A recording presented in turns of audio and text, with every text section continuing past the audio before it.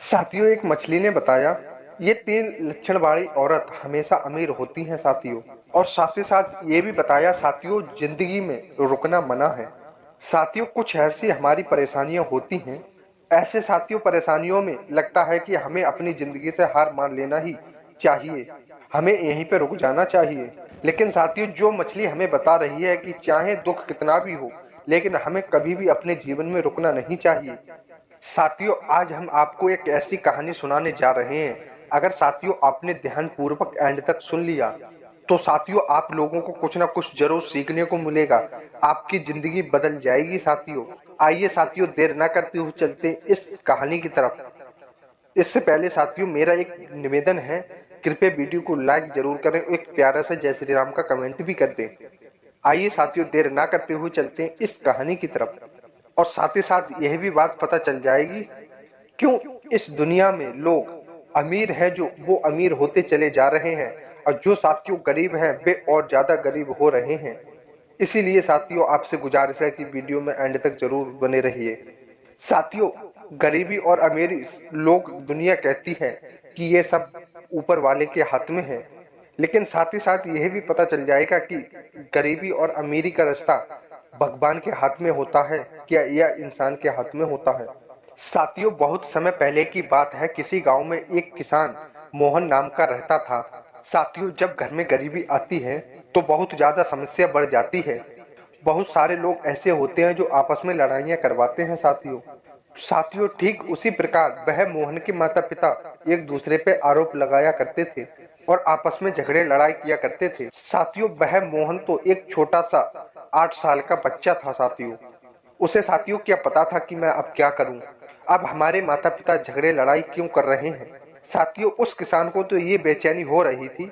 जब वह एक दूसरे से झगड़े लड़ाई किया करते थे तो वह बेचारा रोने लगता था और उन दोनों के पास चला जाता था। साथियों, ऐसी परेशानियां देख करके वह मोहन अंदर से बहुत टूट चुका था। साथियों, धीरे धीरे जैसे ही समय बीतता गया और वह मोहन किसान बड़ा होता चला गया, साथियों उसके माता पिता अब भी उसी जीवन को वैसे ही बिता रहे थे, लड़ाई झगड़े में ही। साथियों, जब वह मोहन और थोड़ा बड़ा हुआ, तभी वह मोहन स्कूल जाने लगा साथियों। साथियों, एक दिन स्कूल के एक मास्टर ने पूछा कि तुम्हारे माता पिता क्या करते हैं। मास्टर के मुंह से यह बात सुनते ही वह मोहन तो चक्कर में पड़ गया साथियों। आखिर हमारे माता पिता के बारे में इस मास्टर को कैसे पता है, और आखिर हमारे माता पिता क्या करते हैं इस मास्टर को नहीं पूछना था, ये हमसे क्यों पूछ रहा है। उसे लगा कि अगर मैं ये झूठ बोलूंगा तो मैं ये पकड़ा जाऊंगा, क्योंकि इन्हें पहले से पता होगा, क्योंकि वह मास्टर हमारी परिस्थितियों के बारे में, हमारी परेशानियों के बारे में जानता है। इसलिए वह पूछ रही है कि तुम्हारे माता पिता क्या करते हैं। तभी वह साथियों वह मोहन कहने लगा कि हे मास्टर, हमारे माता पिता आपस में लड़ाई झगड़े किया करते हैं। साथियों, फिर वह मोहन के सारे स्कूल के बच्चे हंसने लगे और फिर वह मोहन को बहुत बुरा लगा। फिर वह मोहन के मास्टर भी हंसने लगे साथियों। तभी वह कहने लगे कि हे बेटे, तुम मजाक कर रहे हो, सच सच बताओ कि तुम्हारे माता पिता क्या काम करते हैं। मैं उसके कार्यक्रम के बारे में पूछ रहा हूँ। साथियों, वह मोहन तो अब कुछ नहीं बोल रहा था। तभी वह मास्टर फिर बोले कि हे मोहन, तुम्हारे माता पिता क्या खेती बाड़ी करते हैं, तुम्हारे माता पिता क्या मजदूरी किया करते हैं। तभी वह मोहन समझ गया कि हमारे मास्टर हमारे रोजगार के बारे में पूछ रही हैं। साथियों, तभी वह मोहन कहने लगा कि हमारे माता पिता एक खेती का काम किया करते हैं, जो खेत में उगता है वही काटा करते हैं। साथियों, यह बात सुनकर के वह मास्टर कहने लगा कि हे मोहन, तुम्हें तो मन लगाकर ही पढ़ना चाहिए, क्योंकि तुम्हारे माता पिता बहुत मेहनत कर रहे हैं। क्योंकि मोहन, पढ़ाइयों ही इंसान को उसकी ऊंचाइयों तक ले जाती हैं। तभी वह मोहन को लगा कि तभी वह मोहन को लगा कि शायद हमारी मास्टर अच्छी ही बात कह रहे हैं। अब तो साथियों मोहन बहुत ज्यादा मन लगा के पढ़ रहा था साथियों। लेकिन परेशानियां ऐसी थीं, जब वह घर पर आता था उसके घर में आपस में लड़ाई झगड़े हुआ करते थे। साथियों, आप लोगों को मैं एक बात बताने जा रहा हूँ, कृपया इसे ध्यान से सुन लेना साथियों। साथियों, जिस घर के माता पिता आपस में लड़ाई झगड़े किया करते हैं, उस घर का मानसिक रूप रुक जाता है, उनके बच्चों का स्वभाव बिगड़ जाता है साथियों। इसलिए साथियों, आप लोग भी माता पिता हो और आप लोगों में कोई भी लड़ाई झगड़े हो रहे हैं तो आप भी अपने बच्चों के सामने ये लड़ाई झगड़े बंद कर देना साथियों। नहीं तो आपके बच्चों पर आपका प्रभाव बहुत ज्यादा बड़ा पड़ेगा। अगर साथियों आप लोगों को इसके बारे में विश्वास नहीं हो रहा है तो आप लोग इसके बारे में जान सकते हैं और साथियों समझ भी सकते हैं और साथियों गूगल पे भी सर्च कर सकते हैं। क्योंकि साथियों माता पिता के लड़ाई के झगड़े से ही बच्चे हमेशा ही दुखी रहते हैं साथियों। साथियों उसी प्रकार उस मोहन के दिमाग पर भी बहुत ज्यादा प्रेस प्रभाव पड़ रहा था।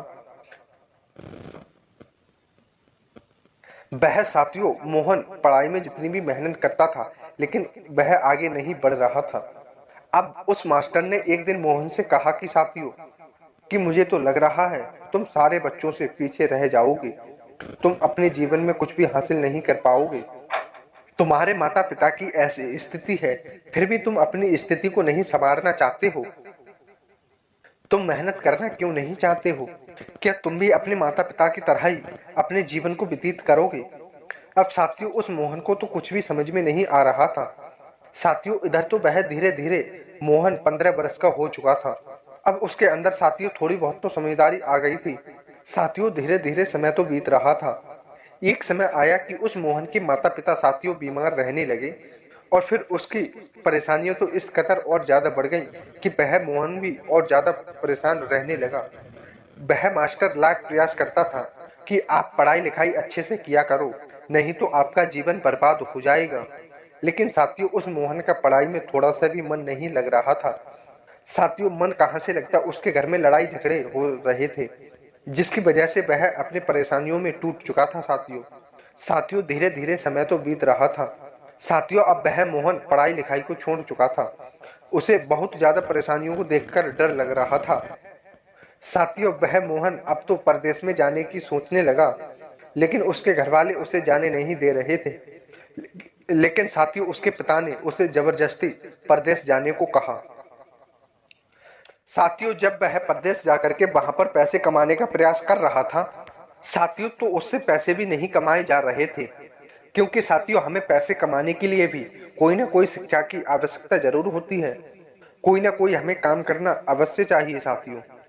लेकिन साथियों वह मोहन ना तो कोई काम जानता था ना तो कोई काम सिखा था वह। साथियों धीरे धीरे वह काम को तो सीख रहा था। वह साथियों घर की तरफ हमेशा सोचता रहता था और वह अकेले में बैठ के बहुत रोता था साथियों। साथियों ऐसे ही धीरे धीरे समय बीत रहा था। एक दिन वह जिस मालिक के यहाँ काम कर रहा था वह मालिक ने उस मोहन को अकेले रोते हुए बैठे हुए देख लिया। उसने वह मोहन को बुलाया और उन्होंने कहा कि हे मोहन, तुम क्यों रो रहे हो? तुम अपनी परेशानी मुझे बताओ। क्या आखिर हमारे काम से कोई दुख और तकलीफ मिल रही है क्या तुम्हें? क्या तुम्हें खाने पीने की दिक्कत हो रही है? फिर तुम्हें क्या परेशानी है? तुम रो रहे हो। अब साथियों वह मोहन कुछ भी नहीं बोल रहा था। लेकिन साथियों वह मालिक बार बार यह सवाल पूछ रहा था। जब भी वह अपनी लक पूर जाता है साथियों तभी वह मोहन ने अपनी सारी सच्चाई उस मालिक को बता दी और कहा कि हे मालिक, अगर आपसे ये सहायता हो सके, अगर तुम आप मेरी सहायता अवश्य करें, क्योंकि हमारे घर में हमेशा ऐसी ही परेशानियां हो चुकी हैं जिसके चलते मैं टूट चुका हूँ। मेरे माता पिता भी बहुत टूट चुके हैं और हम दोनों को समझ में नहीं आ रहा है कि हमें क्या करना चाहिए और क्या नहीं करना चाहिए। साथियों वह मोहन जय बात कह रहा था, वह बात बिल्कुल सही कह रहा था। इंसान परेशानियों को देख करके साथियों टूट जाता है और उसे साथियों समझ में नहीं आता है कि हमें क्या करना चाहिए। लेकिन साथियों तभी वह मालिक ने कहा कि कोई बात नहीं है, तुम मुझे 2 दिनों का समय दो। और वह साथियों मालिक बहुत ज्यादा अच्छा था और उन्हें कुछ पैसे दिए और वह पैसे उन्होंने उसके पिता के नाम पर भिजवा दिए। साथियों जब वह पैसा वहां पर पहुंचा तो जहां पर वे रहते थे तभी साथियों वो गांव में एक सेठ रहा करते थे। उस सेठ ने वह सारा पैसा ले लिया। वह किसान साथियों कर्जे से डूब चुका था, इसीलिए साथियों उसके गांव वालों ने उसके जो पैसे थे वो अपने अपने कर्ज के लिए ले लिए। साथियों जब वह मोहन ने पूछा अपने माता पिताओं से कि हे माता पिता, जो मैंने पैसे तुम्हारे लिए भिजवाए थे आप उस पैसों से कुछ काम काज चला लेना। तभी वह मोहन की मम्मी कहने लगी कि हे बेटे, जो जितना पैसा आया था वह सारा पैसा जो गांव के कुछ लोग थे उन्होंने ले लिया, और वह पैसा हमारे पास होता तो हम कुछ कामकाज चलाते। यह बात सुनते ही साथियों वह मोहन कहने लगा कि उसका पैसा अभी तक हमारे ऊपर चढ़ चुका है, लेकिन तुम पिताजी और आप भी हमेशा काम भी करते हो तब भी उनका पैसा चढ़ गया। क्या उनका पैसा अभी भी आप लोग नहीं चुका पाए हो? साथियों यह बात सुनते ही उस मोहन के माता पिता कहने लगे, हे बेटे, वह हमारे ऊपर इतना कर्ज चढ़ा चुका है कि हम अपने जीवन भर पैसे को कमा करके उसे चुका नहीं सकते। साथियों यह बात सुनकर के उस मोहन को बहुत बुरा लगा। साथियों वह इस बात से परेशान होने लगा कि हमारी परेशानी दिन पे दिन कम होनी चाहिए, लेकिन हमारी परेशानी तो दिन पे दिन बढ़ती जा रही है। हमें लग रहा है कि हमें तो और ज्यादा मेहनत करना ही चाहिए। अब तो वह मोहन वहां पर डबल ड्यूटी लगाने लगा साथियों। वह दिन में भी करता था साथियों, रात में भी करता रहा। साथियों ऐसी काम करते करते उसकी तबीयत खराब हो जाती है साथियों, क्योंकि साथियों वह मोहन हमेशा ही मेहनत किया करता था। वह नींद भी नहीं कर पाता था साथियों। साथियों डॉक्टर ने भी कहा कि तुम्हें आराम करने की जरूरत है और तुम्हें 3 महीने तक आराम करना ही चाहिए। अब साथियों वह मोहन बहुत ज्यादा पछता रहा था। उसे लग रहा था कि अभी तो मैंने 10-15 ही दिन रात में जग के काम किया है और डॉक्टर मुझे 3 महीने बैठने की सलाह दे रहा है। साथियों ऐसे तो मेरा जीवन और ज्यादा बर्बाद हो जाएगा। लेकिन साथियों वह मोहन कहने लगा कि ठीक है, मैं बैठ करके आराम करूंगा। तभी वह मोहन सोचने लगा कि लेकिन मैं अगर प्रदेश में बैठ करके आराम करूंगा, यहाँ तो हमारे ऊपर कर्ज तो और ज्यादा चढ़ जाएगा, जिसके कारण मैं अपने घर पे चला जाता हूँ और मैं वहीं पर आराम करूंगा। और उस मालिक से उसने छुट्टी ली। फिर छुट्टी लेने के बाद वह अपने घर पर आ पहुंचा। तभी उस पिता ने कहा कि हे बेटे, तुम्हारी तबीयत ठीक नहीं, क्या हुआ जिसके चलते तुम्हारी शरीर बिल्कुल दुबली पतली हो चुकी है? उसने कहा कि हे पिताजी, हमारी तबीयत बिल्कुल सही नहीं है, जिसके कारण मैं यहाँ पर आराम करने आया हूँ। फिर भी वह माता पिता के ऊपर बोझ बन जाता है साथियों, और वह अपने घर पर जा बैठा साथियों। साथियों धीरे धीरे ऐसे ही समय बीत रहा था। माता पिता हमेशा खेतों में काम करने जाते थे साथियों। फिर उसके बाद में साथियों वह खेत में काम करके वापस आते थे। फिर उसके बाद में वह पुरुष ने अपने आदमी भेजे और कहा कि उन दोनों माता पिताओं को पकड़ के लेके आओ। यह बात सुनते ही वे दोनों वहां से आए, उस व्यक्ति के चरणों में गिर जाते हैं। फिर वह कहते हैं, भाई हमसे कौन सी बड़ी भूल हो गई है कि आप हमें पकड़ के यहाँ पे लाने को कह रहे हो? आखिर हम आपका हमेशा की तरह काम तो किया करते हैं। तभी वह मनुष्य कहने लगा कि आज से तुम काम करना बंद कर दो, क्योंकि आप लोग हमारा कर्ज पता नहीं कब चुका पाओगे। जब तक आप लोग हमारा कर्ज नहीं चुकाओगे तब तक मैं आप लोगों को यहाँ से नहीं छोड़ूंगा, मैं तुम्हें बंदी बनाकर रखूंगा। साथियों अब वह मनुष्य ने उन दोनों को बंदी बना लिया साथियों। अब बंदी बनाने के बाद साथियों वह दोनों लोगों को वहीं पर रखने लगा।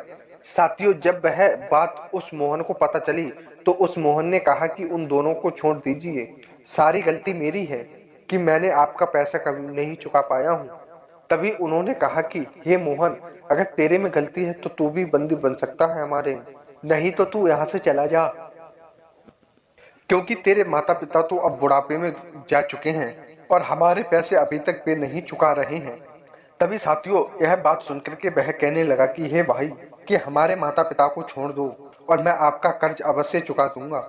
उसने कहा कि ठीक है, मैं तेरे बातों को मानता हूँ, मैं तेरे माता पिता को छोड़ देता हूँ। तू बता तू कितने दिनों तक पैसे चुका देगा? उसने कहा कि हे भाई, मेरी तबीयत तो बहुत ज्यादा खराब हो चुकी है और मैं आराम करने के लिए यहाँ पर आया हूँ। जब मेरी तबीयत ठीक हो जाएगी तो मैं चला जाऊंगा और आपका कर्ज मैं चुका दूंगा।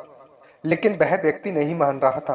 वह कह रहा था कि मुझे तो 2 महीने के अंदर अपना सारा कर्जा मुझे वापस दे देना, और अगर 2 महीने में तू कर्ज नहीं निकालता है तो मैं तेरे माता पिता को ऐसे ही बंदी बनाकर रखूंगा। साथियों यह बात सुनते ही वह मोहन कुछ नहीं बोला। तभी वह कहने लगा कि ठीक है, मैं 2 महीने में तुम्हारा कर्ज अवश्य चुका दूंगा। साथियों अब वह मोहन घर पे आता है और दिन प्रतिदिन रोता रहता है। तभी वह माता पिता कहने लगे कि हे बेटे, तुमसे बहुत बड़ी भूल हो गई है, तुमने हमें वहां से छुड़ा के लाके बहुत बड़ी गलती कर दी है। हम लोगों को तो तुम्हें वहीं पर छोड़ देना चाहिए। हम अपने जीवन में वहीं पर अपने जीवन को बिता लेते। तुम्हारे पास 1 महीने में 2 महीने में इतना तुम्हारे पास 2 महीने में इतना सारा पैसा कहाँ से आएगा? तभी वह मोहन कहने लगा कि मैं आपको उसके यहाँ पर बंदी बनाकर कैसे छोड़ सकता हूँ। मुझे तो बहुत ज्यादा दया आ रही थी। मुझे लग रहा था कि वह व्यक्ति आप लोगों को पता कब रिहा कर दे, इसके बारे में आप लोग नहीं जानते हो। वह माता पिता भी उस मोहन का साथ देने लगे और वह कहने लगे कि हे बेटा, तेरी तबीयत ठीक हो जाए तो तू यहाँ से चला जाना। तभी उस मोहन के पिता ने कहा कि देखो, वह व्यक्ति बिल्कुल अच्छा इंसान नहीं है। वह व्यक्ति हमें बहुत ज्यादा परेशान करेगा, तंग करेगा। इससे बढ़िया मैं आप लोगों को एक बात बता रहा हूँ, हम लोगों को दूसरे गांव में भागकर चले जाने चाहिए। अगर हम वहां पर चले जाएंगे तो वह व्यक्ति हमारा पीछा नहीं करेगा। लेकिन साथियों, वह मोहन जानता था कि अगर हम कहीं भी चले जाएंगे तब भी वह व्यक्ति हमारा पीछा नहीं छोड़ेगा। साथियों, दिन प्रतिदिन समय तो बीत रहा था, लेकिन साथियों अब समय आया कि वह 4 दिनों का समय बचा हुआ था और 4 दिनों में उसके पास पैसे भी नहीं हुए। तभी वह मोहन उस व्यक्ति के पैरों में जाकर गिर जाता है। तभी वह कहने लगा कि हे महाराज, तुम मुझे माफ कर दो, और हमारे पास कोई भी पैसा नहीं हो पाया है। अगर मेरे पास पैसा होता है तो मैं तुझे अवश्य चुका दूंगा। तभी वह कहने लगा कि तभी वह मोहन से कहने लगा कि हे लड़का, मैं तुझसे तो 2 महीने बाद ही मिलूंगा और तेरी बात अभी मैं कोई भी नहीं सुनता हूँ। और उसके लोगों ने उसे हटा दिया वहां से। फिर वह रोता हुआ घर पे गया। फिर यह बात अपने माता पिताओं को बताया और फिर उसके पिताजी कहने लगे कि हे बेटे, हमें यहाँ से भाग जाना ही चाहिए। तभी वह मोहन कहने लगा कि हम अगर कहीं भी भाग जाएंगे तब भी वह हमें नहीं छोड़ेगा। साथियों, जैसे ही रात के समय में वह मोहन सो रहा था, तभी उसके मन में विचार आता है कि हमारे माता पिता जो भी कह रहे हैं सभी सच्ची ही कह रहे हैं। हमें अपने जीवन को बचाना है तो हमें इस गांव से छोड़कर भाग जाना ही चाहिए। साथियों, अब वह मोहन अपने माता पिता के पास गया और तभी वह कहने लगा कि आप अपने सामान को सभी को बांधिए और हम दूसरे गांव में चले जाते हैं।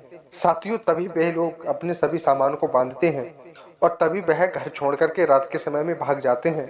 साथियों, यह बात जब उस व्यक्ति को पता चलती है, तभी साथियों वह व्यक्ति उसके घर आता है और वे नहीं मिलते हैं तो वह उसके घर को अपना घर बनाने की सोचने लगता है। साथियों, तभी वह व्यक्ति बौखलाने लगा, कहने लगा कि मैंने तो बहुत बड़ी गलती कर दी उन दोनों को छोड़कर। साथियों, लेकिन धीरे धीरे समय तो बीत ही रहा था, लेकिन वह माता पिता बहुत ज्यादा खुश थे। तभी वह सोच रहे थे कि हम वहां से भाग आए, हमारे बारे में उस व्यक्ति को कुछ भी पता नहीं चलेगा। लेकिन साथियों, जब उस व्यक्ति ने बहुत ज्यादा पता लगाया, तभी साथियों बहुत ज्यादा पता लगाने पर उनका एक दिन पता मिल जाता है। साथियों, तभी उस व्यक्ति ने अपने आदमियों को रात्रि के समय में भेजकर उन दोनों माता पिताओं को बंदी बना लिया। तभी वह मोहन उस दिन किसी के घर गया था। तब यह बात मोहन को पता चलती है कि मेरे माता पिताओं को उस व्यक्ति ने इस गांव से पकड़ लिया है। तभी साथियों, जब वे वहां से चले गए, तभी वह मोहन वहां पर आता है और बहुत ज्यादा रोता है। तभी वह कहने लगता है कि अब तो वह व्यक्ति नहीं छोड़ेगा मेरे माता पिताओं को। तभी वह कहता है कि लेकिन वह गांव में कहा आया था कि इन्हें मैं कड़ी से कड़ी सजा दूंगा, इसके बेटे को आप लोग जरूर भेज देना, उसे भी मैं कड़ी से कड़ी सजा दूंगा। तभी तभी साथियों वह मोहन सोच रहा था कि मैं जाऊं नहीं जाऊं। यदि मैं जाऊंगा तो मुझे भी वे कड़ी से कड़ी सजा देंगे, और जब मैं जाऊंगा तो मुझे नहीं तो मेरे माता पिताओं को भी बहुत ज्यादा सजा देगा। तभी वह मोहन अपने माता पिताओं से मिलने जा रहा था, लेकिन साथियों तभी याद आया उसे रास्ते में, यदि मैं जाऊंगा तो और ज्यादा परेशानी बढ़ सकती है, और उसने उस रास्ते को मोड़ दिया साथियों, और वह दूसरे रास्ते पे चलने लगा। लेकिन साथियों हुआ ये, वह चलते चलते रास्ता भटक चुका था। वह रास्ते में चलते चलते एक नदी के तट पर पहुंच जाता है। साथियों, उसे लगता है कि मैं रास्ता भटक चुका हूँ। तभी उसे लगा कि मैं अपने जीवन में कोई भी काम नहीं कर रहा हूँ, मेरे पास संपत्ति की कमी है और मेरे माता पिता के ऊपर बहुत ज्यादा कर्ज है और मुझे क्या करना ही चाहिए। तभी उसके मन में साथियों आत्महत्या करने का विचार उत्पन्न होने लगा और वह नदी में जान देने की तैयारी करने लगा। साथियों, धीरे धीरे वह यही बात को सोच रहा था कि यदि मैं अपनी नदी में जाकर के जान दे दूंगा तो मेरी जिंदगी बर्बाद हो जाएगी और साथ ही साथ मेरे माता पिताओं की भी जिंदगी बर्बाद हो जाएगी। मुझे इस नदी में जान नहीं देनी चाहिए। तभी साथियों वह उस नदी किनारे बैठकर कुछ सोच ही रहा था। तभी वह देखता है कि एक महात्मा नदी में थोड़ा सा पैर रखे हुए आ रहे हैं। ऐसा लग रहा है जैसे कि वे तैरते हुए आ रहे हैं। तभी वह साथियों नदी के बीचों बीच आते हैं। तभी वह उस लड़के को देख लेते हैं और तभी वह मोहन उसे देखता रहता है और वे महात्मा भी उसे देखते रहते हैं। तभी साथियों क्या होता है, वह ऋषि मुनि देखते ही देखते नदी के बाहर आ जाते हैं। तभी साथियों एक बड़ी सी मछली आती है और उनसे कहती है कि हे महात्मा, मैंने तो आपको नदी पार करा दी है, अब मैं जा रही हूँ। तभी वह ऋषि मुनि कहते हैं, हे मछली, तुम जरा बाहर निकलो, मैं तुम्हें भोजन दे रहा हूँ और भोजन तो कर लो। तभी वह मछली को भोजन दे रहे थे साथियों। तभी वह ऋषि जी उनसे पूछते हैं कि हे बेटे, तुम कौन हो। तभी वह कहने लगे कि क्या तुम भी भोजन करोगे। साथियों वह मोहन कुछ भी नहीं बोल रहा था। साथियों यह सब देख करके वह चौंक चुका था। तभी वह मछली कहने लगी कि हे भाई, तुम इतना ज्यादा परेशान क्यों हो। अगर तुम्हारी परेशानी का क्या कारण है, अगर हम लोगों से बताओ, हम तुम्हारी परेशानी को जड़ से खत्म कर देंगे। यह बात सुनते ही वह मोहन कहने लगा कि हे मछली, तुम अपनी परेशानी तो खुद ही नहीं खत्म कर पाते हो और दूसरे की परेशानी तुम क्या खत्म करोगे। जब भी वह मछली ने यह बात सुनी तभी वह कहने लगी कि हे भाई, मुझे तो लग रहा है आप बहुत ज्यादा नाराज हो चुके हो। तभी वह कहने लगी कि बताओ क्या हुआ है। इतने पर महात्मा जी कहने लगे कि हे बेटे, तुम इधर आओ, क्या हुआ है। तभी वह महात्मा कहने लगी कि हे बेटे, मैं जो भोजन दे रहा हूँ उसे आप ग्रहण करो, उसके बाद हम जी भर के आप दोनों एक दूसरे से बातें करेंगे। तभी वह रोहित कहता है, हे महात्मा ज्ञानी, नहीं, मेरे को भूख नहीं लगी है। जब मुझे भूख लगेगी तो मैं आपसे भोजन मांग के अवश्य ग्रहण कर लूंगा। तभी साथियों वह मोहन भोजन नहीं करता है। तभी वह महात्मा ज्ञानी उसे जबरदस्ती भोजन करने को कहते हैं। तभी साथियों वह भोजन कर लेता है। तभी महात्मा जी पूछते हैं कि हे बेटे, तुम्हारा नाम क्या है। तभी वह कहने लगा कि मेरा नाम मोहन है। तभी महात्मा ज्ञानी कहने लगे कि तुम्हारा नाम तो बहुत अच्छा है, तुम यहाँ पर क्या कर रहे हो, तुम यहाँ पर क्यों मायूस होकर बैठे हो। तभी साथियों वह अपनी पूरी कहानी के बारे में बताता है कि मेरे साथ यह घटना हो चुका है और मैं अपनी जिंदगी से हार मान के इस नदी में जान देने आया हूँ। कुछ बता सकते हो कि आखिर मेरे साथ यह घटना क्यों हो रही है। तभी वह महात्मा ज्ञानी कहने लगे कि क्या तुमने खरगोश और कछुए की कहानी तो सुनी है। तभी वह कहने लगा कि हे महात्मा ज्ञानी, मैंने सुनी नहीं, मैं इसके बारे में पढ़ ही चुका हूँ। तभी कछुआ और खरगोश एक शर्त पे ही चलते हैं। दोनों एक ही मार्ग पर चलने वाले थे, लेकिन खरगोश सोचता है कि मैं तो बहुत तेज चलता हूँ और मैं इससे पीछे भी चलूंगा तब भी इससे पहले ही मैं स्थान पे पहुंच जाऊंगा। तभी साथियों वह धीरे धीरे वह कछुआ चलता ही जा रहा था। तभी साथियों खरगोश आगे कुछ पेड़ पर जाके बैठ जाता है। तभी उस कछुए का वह मजाक उड़ा रहा था। तभी वह कहने लगा कि हे भाई खरगोश, मैं तुम्हारे जैसा तेज तो नहीं भाग सकता हूँ, लेकिन मैं तुम्हारे स्थान पे तो जरूर पहुंच जाऊंगा और मुझे बहुत समय लगेगा। साथियों वह खरगोश कछुए के मजाक उड़ाता। जैसे ही कछुआ उसके स्थान पे पहुंचता, फिर वह कुछ ही सेकंडों में दूसरे स्थान पे पहुंच जाता था। साथियों धीरे धीरे ऐसे ही समय गुजरता रहा। एक समय आया कि खरगोश को लगा कि साथियों कि अभी तो कछुआ बहुत पीछे है और अचानक साथियों उस खरगोश को नींद आ जाती है। वह एक पेड़ के नीचे जाकर के बैठ गया। तभी साथियों एक कछुआ धीरे धीरे चलता रहा। वह धीरे धीरे रफ्तार से आगे ही बढ़ रहा था साथियों। जैसे ही उसने देखा कि खरगोश सो रहा है, उसने और ज्यादा अपनी रफ्तार को बढ़ाया साथियों, और चलते चलते साथियों वह पहले ही अपने स्थान पे पहुंच जाता है। वहां पर एक शर्त लगी थी कि पहले कौन पहुंचेगा साथियों वह एक स्थान पे बैठ जाता है और वहीं से एक खरगोश को देखने लगता है। जब खरगोश की नींद खुली तभी वहां से एक पक्षी गुजर रहा था। उस पक्षी ने अपनी आवाज लगाई और तभी उस खरगोश की नींद खुली। खरगोश ने देखा कि कछुआ तो हमें कहीं दिखाई नहीं दे रहा है, आखिर कछुआ कहाँ है। तभी वह कहता है कि कछुआ पीछे भी नहीं है। तभी वह खरगोश साथियों वहां से दौड़ना शुरू करता है। तब तक कछुआ वहां पर जा पहुंचा था साथियों। तभी वह साथियों मछली कहती है कि उस कछुए की तरह चाल चलोगे। तभी वह कछुआ कहता है कि हे भाई, मैं तुम्हारी तरह तेज तो नहीं चल सकता, मैं धीरे धीरे आया हूँ और मैं कभी भी नहीं रुका और मैं धीरे धीरे चलते चलते उस स्थान पे पहुंच गया हूँ जहाँ पर मुझे पहुंचना चाहिए। तुम ऐसा करते थे, कभी रुकते थे, कभी दौड़ते थे, कभी रुकते थे, कभी दौड़ते थे, और मैं चलता रहा जब तक मेरा स्थान नहीं मिला। तभी यह बात सुन करके वह महात्मा ज्ञानी कहने लगे कि हे रोहित, तुम तो इस कहानी को बहुत अच्छे से जान चुके हो। क्या तुम इस कहानी से अपने जीवन में कुछ भी लाभ लिए हो। ये जो मेरे साथ मछली है, ये बात इसकी ध्यान से सुनना। तभी वह मोहन कहने लगा कि हे महात्मा जी, बताइए कि आखिर हमें इससे क्या शिक्षा मिल सकती है। तभी महात्मा जी मुस्कुराए और कहने लगे उस मछली से कि हे मछली, अब तू ही बता कि इस कहानी से हमें क्या लाभ हो सकता है। तभी वह मछली कहने लगी कि साथियों, जो भी इंसान अपने जीवन में रुक जाएगा उसकी जिंदगी बर्बाद हो जाएगी। इसलिए अगर सफलता चाहिए तो अपनी जिंदगी में तुम्हें कभी भी रुकना नहीं चाहिए, और नहीं दौड़ना भी चाहिए, ना ही रुकना ही चाहिए। एकदम धीरे धीरे चलते रहना चाहिए। एक दिन साथियों सफलता तो अवश्य मिल जाएगी। तभी वह मोहन फिर भी नहीं समझ रहा था। साथ वह महात्मा जी कहने लगे कि हे मोहन, मैं समझ रहा हूँ कि ये बात तुम्हें बिल्कुल भी समझ में नहीं आ रही है कि हम लोग आपके बारे में क्या कह रहे हैं और इस बात से तुम्हें क्या लाभ लेना चाहिए। तुम्हारी जो भी परिस्थिति है वह तुम्हारे रोकने की ही कारण है, और तुम बहुत ज्यादा मेहनत कर रहे थे। तुम्हें लगा कि मैं रात दिन मेहनत करूंगा तो मेरा कर्ज बिल्कुल खत्म हो जाएगा, इसलिए तुमने रात के समय भी अपना कार्य करना जारी रखा। जैसे खरगोश बहुत तेज भागता था, और जिस तरह तुम्हारी तबीयत बेकार हो गई और उस तरह तुम अपने घर वापस आ गए हो, जिसके चलते तुम्हें रात के समय काम नहीं करना चाहिए था, तुम्हें दिन के समय ही काम करना चाहिए था, अपनी जिंदगी में काम करना चाहिए। जब साथियों अपने जीवन में खरगोश की तरह धीरे धीरे काम करते रहोगे तो जो मछली ने बताई हुई बातें वो आपको एक बुलंद ऊंचाई तक पहुंचा देंगी। साथियों कभी आप छुट्टी नहीं मारोगे तो आप ये कर्जा अदा अवश्य कर दोगे आप।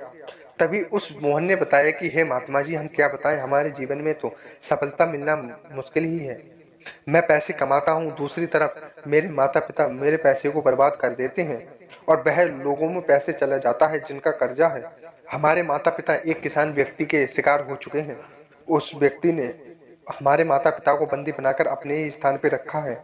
यह बात सुनते ही वह महात्मा जी कहने लगे कि जाओ अपने जीवन में बेटा मेहनत करो और अपने जीवन में कछुए की तरह कभी मत रुकना। जो मछली की बताई हुई बातें हैं, तुम्हारे जीवन में सफलता अवश्य मिलेगी। तभी साथियों वह मोहन कहने लगा कि हे महात्मा जी, आप ये क्या कह रहे हो, अब सफलता मिलती ही नहीं है तो मैं क्या करूं।